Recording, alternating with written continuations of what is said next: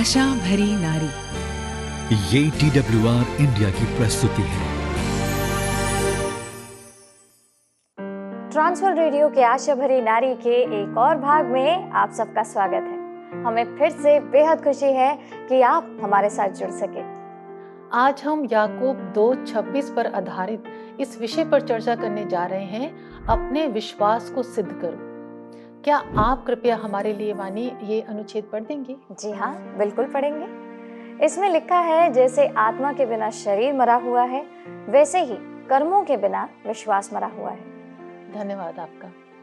आपका जीवन जितना आप जानते हैं उससे कहीं अधिक मायने रखता है। आपके परिवार, पड़ोसियों, दोस्तों और सहकर्मियों को आपके कामों में आपके विश्वास को देखने की जरूरत है। आपके आसपास के लोगों को आपके जीवन में प्रदर्शित परमेश्वर की शक्ति को देखने और सुनने की जरूरत है।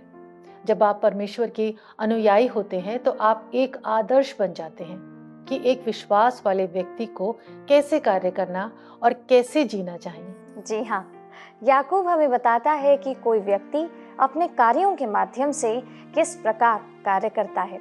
यह उनके विश्वास के प्रकार का प्रतीक है। जो विश्वास किसी व्यक्ति को अच्छे कार्य करने के लिए प्रेरित नहीं करता, वह बचाने वाला विश्वास नहीं है। यह एक मृत वस्तु या कह सकते हैं एक मृत चीज है। याकूब जो कह रहा है वह ये है कि बिना कर्म वाला विश्वास बेकार, अप्रभावी और अनिवार्य रूप से जीवन रहित है। हमारे जीवन के कार्यों और क्रियाकलापों को हमारे विश्वास को इस अर्थ में प्रमाणित करना चाहिए कि हम जो उपदेश देते हैं उसका अभ्यास करते हैं और अपने विश्वासों के अनुसार व्यवहार करते हैं। क्या हमारा आचरण हमारे विश्वास से मेल खाता है? ध्यान रखें, याकूब कभी नहीं कहते कि उद्धार के लिए विश्वास आवश्यक नहीं है। वह कभी ये दावा नहीं करता कि उद्धार प्राप्त करने या बनाए रखने के लिए कर्म आवश्यक है। हालांकि वह बहुत स्पष्ट है कि वास्तव में बचाने वाले विश्वास को अच्छे कार्यों के प्रमाण से अलग नहीं किया जा सकता है। याकूब के लिए यह हमेशा समर्पित शिष्यत्व के बारे में था। आप जो उपदेश देते हैं उसका अभ्यास कीजिए। एक जर्मन पासवान और धर्मशास्त्री मार्टिन लूथर ने कहा, केवल विश्वास ही है जो बचाता है, लेकिन जो विश्वास बचाता है वह कभी अकेला नहीं होता। हम केवल मसीह में विश्वास के द्वारा बचाए गए हैं, लेकिन एक बार जब हम बच जाते हैं तो हमें उसके लिए जीने और उसका सम्मान करने के लिए जीने में व्यस्त होने की जरूरत है। क्या आप ऐसे व्यक्ति हैं जो मसीह के लिए प्रभाव डालना चाहते हैं? यदि हाँ, तो यहाँ कुछ प्रश्न हैं जो आप पूछना जरूर चाहेंगे।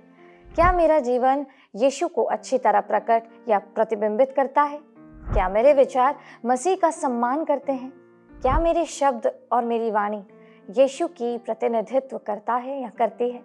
क्या मेरा रवैया, प्रवृत्ति यीशु जैसा दिखता है? क्या मेरा व्यवहार और जीवन शैली लोगों को यीशु की ओर आकर्षित करती है?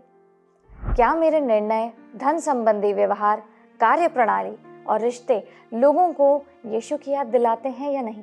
दूसरे शब्दों में अगर कहें तो क्या मेरे जीवन के कार्य और कर्म मेरे विश्वास को सिद्ध करते हैं या नहीं? या क्या मेरा विश्वास मर गया है? मसीह ने क्रूस पर हमारे लिए जो किया उसके लिए हमें प्रतिदिन आभारी रहना चाहिए। हमें उसकी और दूसरों की सेवा में यह साबित करने के लिए भी काम करना होगा कि हमारा विश्वास वास्तविक है और हमारी प्रतिबद्धता सच्ची है। जी हाँ, आज हम ये पता लगाएंगे कि आत्मविश्वास के साथ अपने विश्वास को सिद्ध करना या जीना क्यों जरूरी है। हम उस पवित्र शास्त्र के उन आवश्यक सत्यों पर भी गौर करेंगे जो हमें अपनी रोशनी को चमकाने में सक्षम बनने में मदद कर सकते हैं। अपने विश्वास को इस तरह आप जी लीजिए कि दूसरों के प्रति परमेश्वर के प्रेम के प्रतिबिंब के रूप में प्रेम और करुणा प्रदर्शित हो। तो सबसे पहले आइए देखें कि अपने विश्वास को जीने के लिए प्रेम और क्षमा की जीवन शैली की आवश्यकता कैसे होती है। शालिनी, यहाँ क्षमा की जीवन शैली से आपका क्या तात्पर्य है? क्या आप थोड़ा विस्तार में समझाएंगे? जी हाँ, बिल्कुल। उन लोगों को ही क्षमा नहीं करना है जो हमें चोट पहुंचाते हैं, बल्कि उसमें स्वयं को क्षमा करना भी शामिल है। स्वयं को क्षमा तब किया जाता है जब कोई परमेश्वर को अपराध बोध और तिरस्कार को दूर करने और उसकी ताकत पर विश्वास करने की अनुमति देता है। यदि आपके अतीत में कुछ असफलताएं हैं, कुछ गहरे बोझ हैं, कुछ विश्वासघात हैं, तो आप विश्वास के परिवार में अच्छी संगति में हैं। दाऊद एक व्यभिचारी और हत्यारा था। पतरस ने यीशु को जानने से इनकार किया। राहाब एक वेश्या थी। सुलेमान घमंड से भरा हुआ था। पौलुस मसीहों पर अत्याचार करता और उन्हें मारता था। जी हाँ, इन सब बातों से मुझे एक दयालु अधिकारी की कहानी भी याद आ गई। स्टीवन एक युवा पुलिस अधिकारी था। 1986 में उन्हें एक किशोर ने गोली मार दी, जिससे वे अपाहिज हो गए। एक दिन अस्पताल में उसके पिता ने उससे पूछा, स्टीवन, क्या तुम उस आदमी के विरुद्ध आरोप नहीं लगाने जा रहे हो जिसने तुम्हें गोली मारी है? स्टीवन का जवाब था, मैंने माफ कर दिया, क्योंकि मेरा मानना है कि रीढ़ की हड्डी में गोली लगने से बुरी बात है केवल एक ही चीज, मेरे दिल में बदला लेने का मन होना। दुर्भाग्य से स्टीवन को गोली मारने वाला जो शूटर था, उसकी रिहाई के 3 दिन बाद एक मोटरसाइकिल दुर्घटना में मृत्यु हो गई। उन लोगों को माफ करना बहुत कठिन है दर्शकों, जिन्होंने आपको नुकसान पहुंचाया है, खासकर अगर चोट जीवन भर के लिए लगी हो। यह केवल मसीह की शक्ति के माध्यम से ही प्राप्त किया जा सकता है। यह वास्तव में एक बहुत दुखद कहानी है, लेकिन यहाँ क्षमा का एक महान प्रदर्शन प्रकट करता है। हमारे पापों के लिए क्रूस पर यीशु मसीह का बलिदान क्षमा का सर्वोच्च उदाहरण है। जी हाँ, इफिसियों 4:32 कहता है, और एक दूसरे पर कृपाल और करुणामय हो, और जैसे परमेश्वर ने मसीह में तुम्हारे अपराध क्षमा किए, वैसे ही तुम भी एक दूसरे के अपराध क्षमा करो। क्षमा के इस कार्य के माध्यम से ही हम वास्तव में अपने जीवन में ईश्वर के प्रेम का अनुभव कर सकते हैं। प्रेम और क्षमा के मार्ग पर आत्मविश्वास से चलें।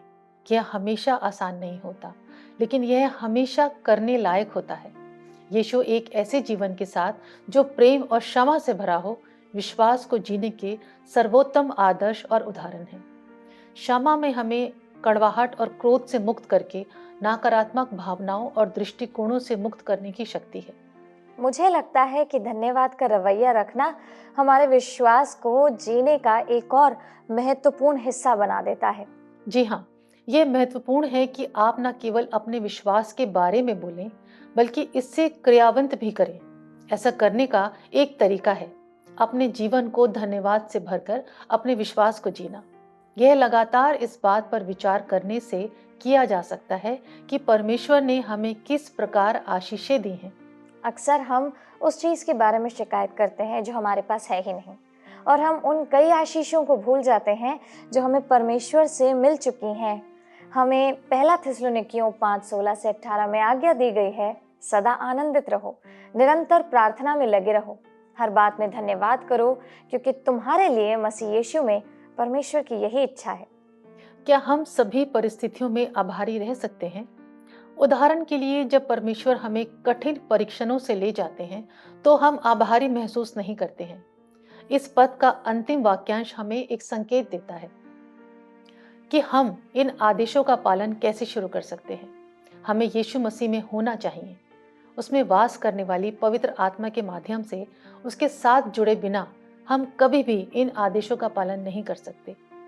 साथ ही धन्यवाद देने से पहले हमें आभारी महसूस करने की जरूरत नहीं है, लेकिन विश्वास के द्वारा हम कह सकते हैं, परमेश्वर, मुझे भरोसा है कि आप अच्छे हैं और आप जानते हैं कि आप इस कठिन परिस्थिति में क्या कर रहे हैं। मैं आपके संपन्न हाथ और उद्देश्य के प्रति समर्पण करता हूँ, यह जानते हुए कि आप मेरी भलाई के लिए काम करेंगे। इसलिए आभार के प्रभाव के साथ हम परमेश्वर की महिमा कर सकते हैं और उस प्रेम और दया को प्रदर्शित कर सकते हैं जो उसने हमारे प्रति दिखाया है। जब आप जीवन को आभारी हृदय से देखते हैं तो आप अपने आसपास के लोगों के जीवन में बदलाव ला सकते हैं और अपने बनाने वाले का भी सम्मान कर सकते हैं। जी हाँ, यह कहानी एक गरीब अंधे लड़के की है जो एक इमारत की सीढ़ियों पर बैठता है। उसकी टोपी उसके पैरों के पास है।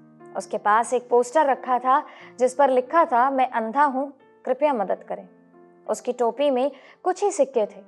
पास से गुजर रहे एक सज्जन ने अपनी जेब से कुछ सिक्के निकाले और उस अंधे लड़के की टोपी में डाल दिए। फिर उन्होंने पोस्टर घुमाया और कुछ शब्द लिखे। जानते हैं क्या लिखा उन्होंने उसके पीछे? उन्होंने उस पोस्टर को वापस उसकी जगह पर रख दिया ताकि जो भी वहां से गुजरे वे अब इन नए शब्दों को जो लिखे हैं देख सके। जल्द ही टोपी सिक्कों से भरने लगी और भी बहुत से लोग अंधे लड़के को पैसे दे रहे थे। उस दोपहर वह आदमी जिसने पोस्टर के शब्द बदले थे यह देखने आया कि अब तक क्या हुआ। लड़के ने उसके पैरों की आवाज को पहचान लिया और पूछा कि आप वही हैं जिसने आज सुबह मेरे पोस्टर में बदलाव किए थे? आपने लिखा क्या था? उस आदमी ने कहा, मैंने केवल सच लिखा था। मैंने वही कहा जो आपने कहा था, लेकिन एक अलग तरीके से मैंने उसे लिखा।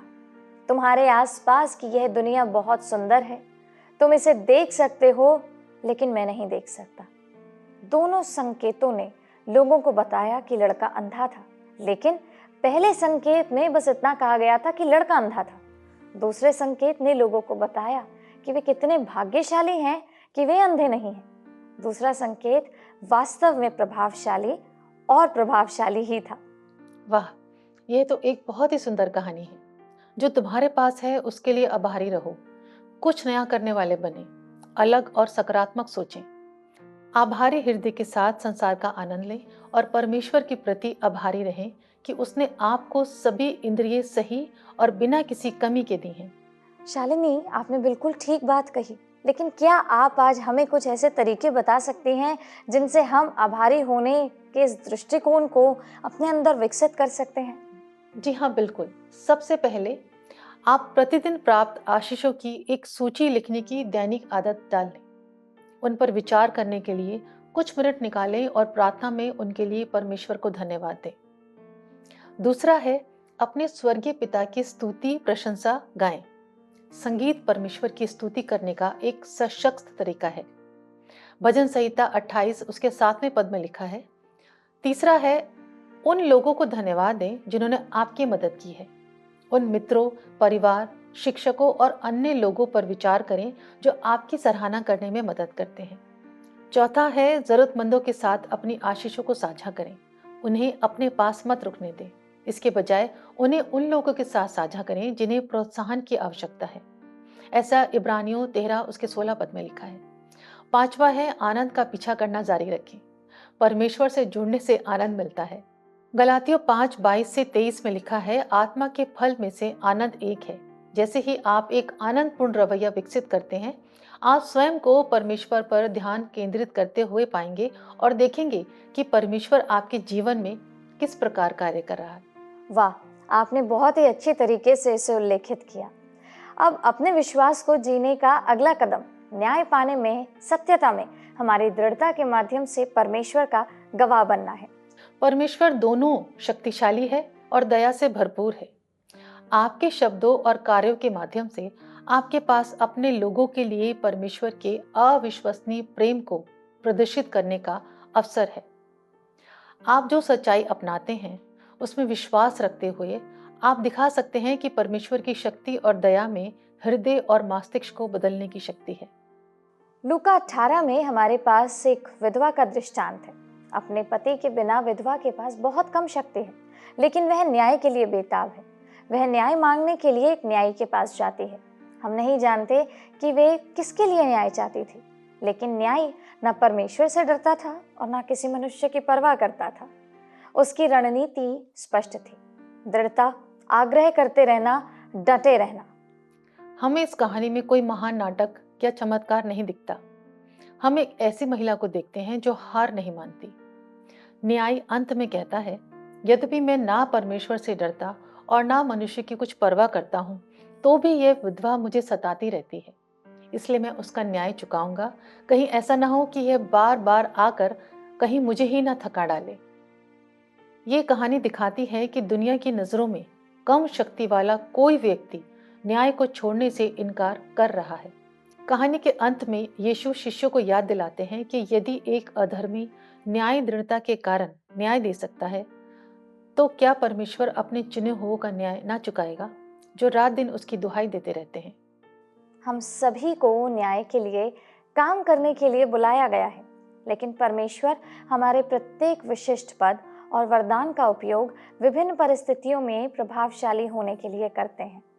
चाहे हमें सत्ता के सामने सच बोलने के लिए बुलाया जाए, कमजोरों के लिए खड़े होने के लिए बुलाया जाए, या किसी को सही काम करने के लिए कहा जाए, जब हम न्याय के लिए दुहाई देते हैं तो परमेश्वर हमारे साथ होते हैं। और क्या परमेश्वर अपने चुने हुए लोगों को न्याय नहीं दिलाएंगे? कौन रात दिन उसकी दुहाई देते हैं, क्या वे उनके विषय में देर करेगा? लूका 18:7 में हम कुछ इसी प्रकार पढ़ते हैं। हमें परीक्षा के विरुद्ध मजबूती से खड़े रहने की शक्ति के लिए भी प्रार्थना करने की जरूरत है। जब हम इच्छाओं के आगे झुक जाते हैं तो परीक्षा हमारे व्यक्तिगत जीवन में अपराध बोध पैदा करता है। सामान्य प्रलोभनों में बहुत अधिक खाना, बहुत अधिक खर्च करना, आलस्य, ईर्ष्या, सोशल मीडिया की बुरी आदत आदि शामिल है। आप लगातार ऐसे प्रलोभनों से घिरे हुए महसूस कर सकते हैं जो आपको परमेश्वर के मार्ग से दूर ले जाना चाहते हैं। लेकिन हमारे पास बाइबल में एक सांत्वना देने वाला पद है। कृपया आप हमारे लिए कुरिन्थियों 10 उसका 13वां पद पढ़ेंगे। जी हाँ, वहाँ कुछ इस प्रकार लिखा है, तुम किसी ऐसी परीक्षा में नहीं पड़े जो मनुष्य के सहने से बाहर है, और परमेश्वर सच्चा है, वे तुम्हारी सहन शक्ति से अधिक तुम्हें परीक्षा में नहीं पड़ने देगा। परीक्षा के साथ साथ उससे बचने का मार्ग भी वह तुम्हें देगा। प्रार्थना के माध्यम से ही आप उस शक्ति और अनुग्रह तक पहुंच सकते हैं जो प्रलोभन का विरोध करने और धार्मिकता में चलने के लिए आवश्यक है। जी हाँ, याकूब 4 उसका 7वां पद कहता है, इसलिए परमेश्वर के अधीन हो जाओ और शैतान का सामना करो, तो वह तुम्हारे पास से भाग निकलेगा। इस आश्वासन के साथ आप आत्मविश्वास के साथ हर स्थिति का सामना कर सकते हैं, यह जानते हुए कि आपका परमेश्वर निष्ठावान है और आपको किसी भी प्रलोभन पर काबू पाने की शक्ति प्रदान करेगा। लगातार प्रार्थना करें और परमेश्वर की शक्ति पर भरोसा रखें कि वह आपको अपने मार्ग पर स्थिर रखेगा। लेकिन ये भी जान लें कि यदि आप गिरते हैं तो परमेश्वर आपको उठाने के लिए हमेशा मौजूद रहेंगे।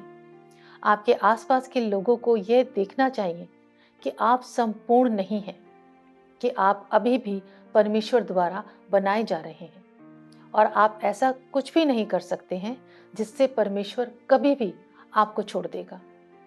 निष्कपट होने से ना डरें और दूसरों को बताएं कि यह परमेश्वर की कृपा और शक्ति है जो आप में काम करती है। आप इस जीवन में अकेले नहीं चलते हैं। अंततः अपने विश्वास को जीने के लिए आत्मिक विश्वसनीय सलाहकार के मार्गदर्शन की भी आवश्यकता होती है। आप एक सलाहकार या गुरु को कैसे परिभाषित करते हैं? अब ये प्रश्न जरूर आप सबके जहन में उठा होगा। क्या आप इसका उत्तर हमसे साझा करेंगे? जी हाँ, बिल्कुल।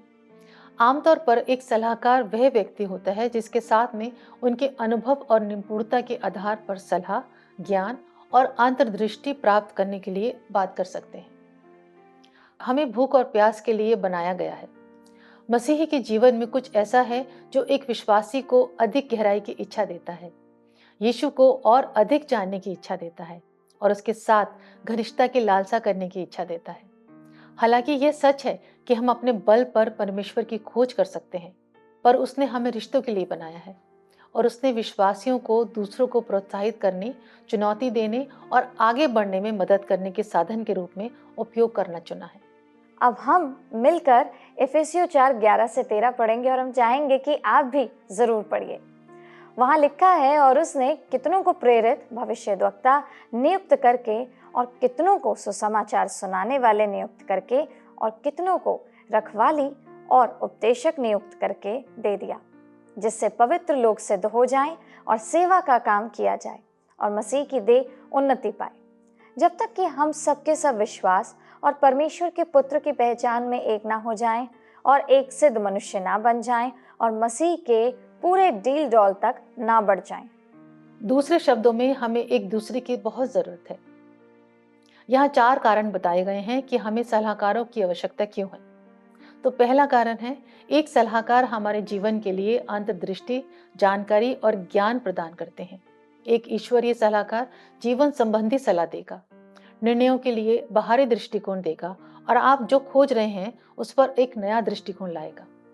दूसरा कारण है, गुरु और शिष्यत्व के माध्यम से आध्यात्मिक विकास को बढ़ावा देते हैं।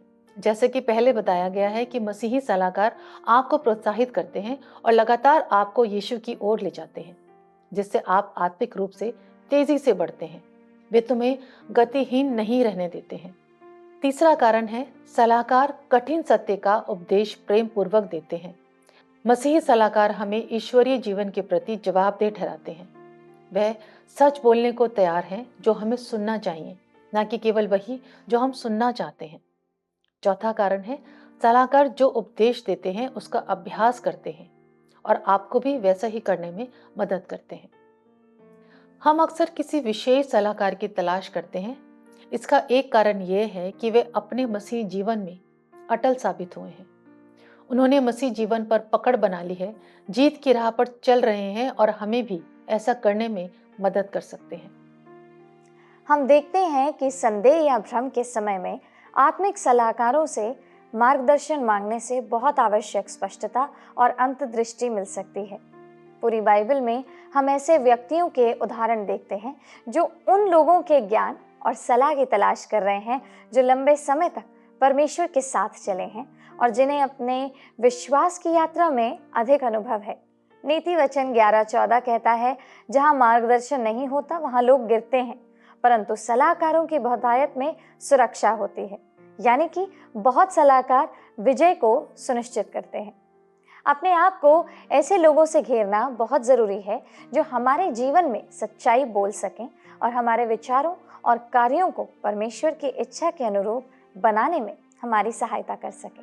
ऐसे लोगों की तलाश कीजिए जिनके परमेश्वर से भरपूर जीवन का आप सम्मान करते हैं, यह जानते हुए कि उनकी समझ और प्रोत्साहन के माध्यम से आप जीवन के सबसे कठिन समय से भी निपट सकते हैं। मसीह सलाह में न केवल जिस व्यक्ति का मार्गदर्शन किया जा रहा है उसका विश्वास बढ़ेगा, बल्कि ऐसा करने वाले व्यक्ति का भी विश्वास बढ़ेगा। नीति वचन 27:17 कहता है, जैसे लोहा लोहे को चमका देता है, वैसे ही मनुष्य का मुख अपने मित्र की संगति से चमकदार हो जाता है। सलाह देने से लोगों को अपने विश्वास को क्रियान्वित करने में भी मदद मिलती है। बहुत से लोगों में जीने और अपने विश्वास को साझा करने, दूसरों को यीशु के बारे में सिखाने या किसी सेवकाई का हिस्सा बनने की इच्छा होती है, लेकिन उनके पास शुरुआत करने के लिए साधनों की कमी होती है। एक बार जब सलाह देना आपके जीवन का नियमित हिस्सा बन जाता है, तो परमेश्वर के साथ आपकी यात्रा अधिक सक्रिय और उत्तेजक हो जाएगी। मसीही परामर्श अन्य तरह के परामर्शों से भिन्न होते हैं। अब किस प्रकार भिन्न होते हैं, ये प्रश्न उठता है। शालिनी, क्या आप इसका कुछ विस्तृत रूप से उल्लेख करना चाहेंगी? जी हाँ, बिल्कुल। धर्मनिरपेक्ष परामर्श पेशेवर विकास, अगुवाई करने की योग्यता या लोगों को उन कौशलों में मार्गदर्शन करने पर ध्यान केंद्रित करता है जिनमें वे आगे बढ़ना चाहते हैं।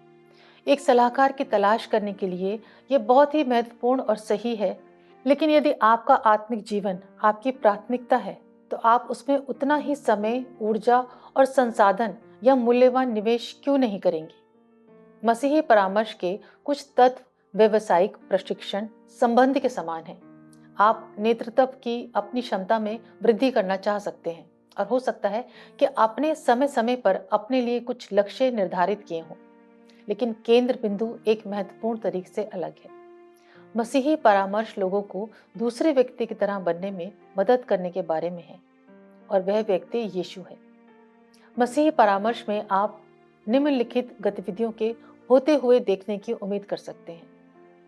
जीवन के विशिष्ट क्षेत्रों में बढ़ने के लिए चर्चा, बाइबल का अध्ययन करने और एक साथ प्रार्थना करने की योजना पर सहमति, एक साथ पढ़ने के लिए उचित पुस्तक या लेखों की श्रृंखला चुनना, दोनों पक्षों के आत्मिक जीवन में परिवर्तन के लिए स्थानों और अवसरों का पता लगाना, मसीह की छवि के अधिक अनुरूप बनने का प्रमाण ढूंढना और उसका गुणगान करना या जश्न मनाना, चल रहे संघर्ष या अधर्मी सोच और व्यवहार के क्षेत्रों की चर्चा करना। ये विषय आप दोनों की आत्मिक जीवन के लिए किस हद तक प्रासंगिक है, इस पर आपको रिश्ते की शुरुआत में चर्चा करनी चाहिए। बहुत बहुत धन्यवाद शालिनी, क्योंकि ये जानकारी बहुत उपयोगी है। दर्शकों, हम एक और रोमांचक कार्यक्रम के अंत पर आ गए हैं। परमेश्वर हमें हर दिन अपना विश्वास सिद्ध करने के लिए अपनी कृपा और शक्ति प्रदान करते रहें, यही हमारी प्रार्थना है। आज हमने जो चर्चा की है उसे याद रखने के लिए मैं आपके लिए यहाँ कुछ प्रश्न छोड़ना चाहती हूँ। आपका विश्वास आपके जीवन को कैसे प्रभावित करता है?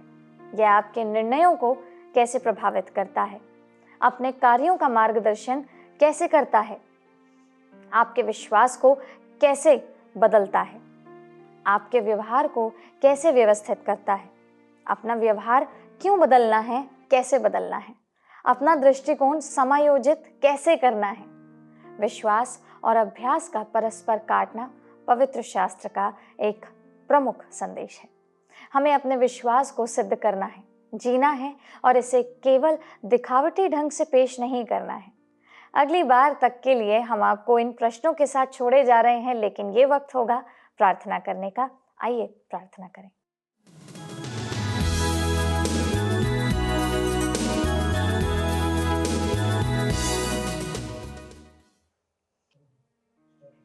आइए हम प्रार्थना करें। धन्यवाद पिता परमेश्वर, हम आपका धन्यवाद करते हैं प्यारे प्रभु जी कि आपने आज का ये सुंदर समय हमें दिया, जहाँ पर आपके वचन के माध्यम से हमें ये पता चला कि विश्वास क्यों कर्म बिना अधूरा है। परमेश्वर, ये बहुत ज़रूरी है कि हम अपने कर्मों के द्वारा अपने विश्वास को सिद्ध करें, क्योंकि हम चाहते हैं कि जब हम बात करें, उठे बैठें, चले फिरें, तो केवल और केवल आप हमारे व्यवहार से झलकें, आप हमारे व्यवहार से हम प्रतिबिंबित कर सकें। प्रभु परमेश्वर, आज जितने वचनों को हमने पढ़ा है, जिन कहानियों को हमने सुना है और जिन विषयों के बारे में आज हमने आपके वचन से सीखा है, हम यही प्रार्थना करते हैं कि ये सब हम अपने जीवन में 100% अमल कर सकें। पिता, हम प्रार्थना करते हैं उन तमाम दर्शकों के लिए जिन्हें आज अपने कई प्रश्नों के उत्तर इस भाग से मिले होंगे, या कई ऐसे हो सकते हैं जो अभी भी अपने प्रश्नों के उत्तर इस भाग के द्वारा ढूंढने की खोज में लगेंगे। परमेश्वर, आप उनके कर्मों को, उनके कार्यों को स्थिर कीजिए और उन्हें इस कार्य में सफलता दीजिए, ताकि वो आपके प्रेम में जयवंत होते जाएं और आपकी सिद्धता में और अपने विश्वास को सिद्ध करते हुए आपको प्रतिबिंबित करते चले जाएं। जीवन में परमेश्वर, हम चाहते हैं कि हम केवल और केवल आप ही का अनुसरण करें। इस प्रार्थना को अपने उद्धारकर्ता प्रभु यीशु मसीह के नाम से मांगते हैं, आमीन।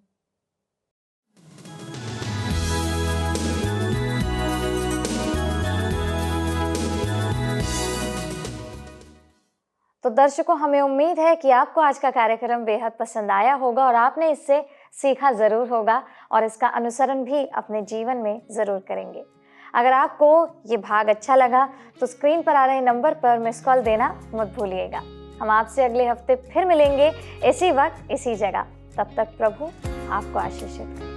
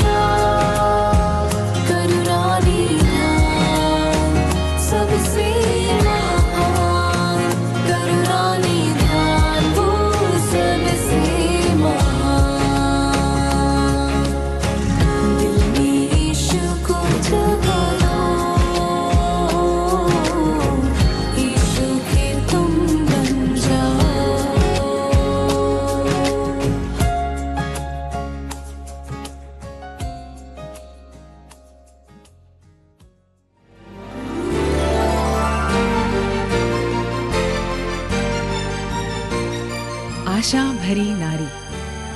ये TWR इंडिया की प्रस्तुति है।